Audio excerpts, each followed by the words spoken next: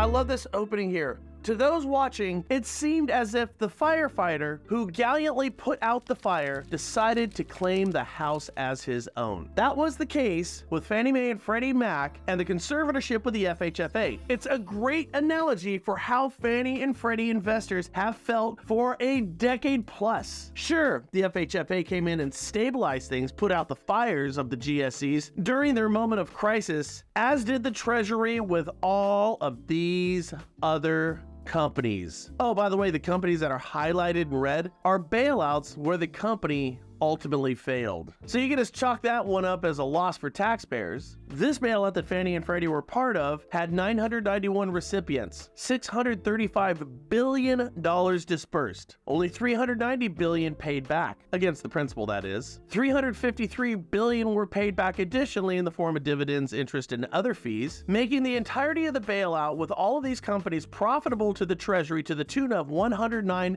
billion bucks. Side note, the only reason there's still any outstanding debt from all of these companies' bailouts is because the charge to Fannie Mae and Freddie fees conservatorship agreement meant that their bailout deficiency would never be paid down, less paid off. And all the $353 billion paid back in addition to principal for all of these companies, every single bailout came out of the pocket of Fannie Mae and Freddie Mac. Meaning Fannie and Freddie made bailing out every company in the country, for which the list is, as you can see, long, a very good gamble for the federal government. But you need to start asking yourself, how in the hell did the government get all their hands on all that extra hundreds of billions of dollars of the GSE money? How did they do it?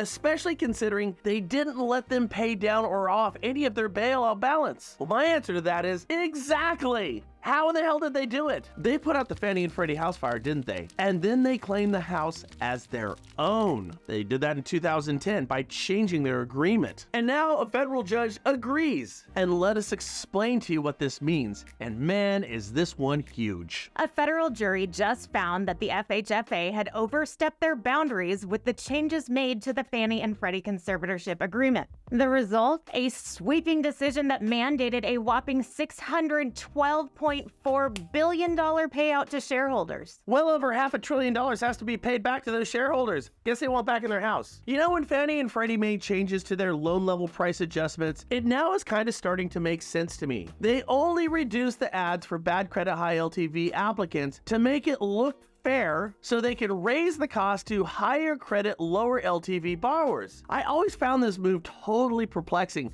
because Fannie and Freddie were making price concessions for a group of potential buyers who really didn't even qualify for the loans in the first place. I mean, improve the pricing for a 625 credit score, 95% LTV borrower with the GSEs. I don't know, do it by 10,000 basis points. It doesn't matter because they're not getting a loan in the first place. They don't qualify. But that move paved the way for the FHFA to take a cash grab through changes made to people who do qualify in their loan level price adjustments with high credit qualifiable borrowers, didn't it? A cash grab in a big way. Why is this happening? I mean, why now? Now, since we're on topic, what changes did they actually make that caused this $500 billion lawsuit to come down? The U.S. Department of Treasury's yearly dividends soared from a mere 10% of its investment in the two entities to an astonishing 100% of their net profit. They went from taking 10% and amended that to taking all of the money. The Treasury's purchase of preferred shares meant any dividends that have for decades gone to common stock shareholders were getting paid completely to the Treasury, arbitrarily taking away the benefit of your stock purchase, a stock that you could have bought 50 years ago. How is that fair, or how is that legal? Here's the thing. When you commit loan fraud, and I've seen a lot of this stuff,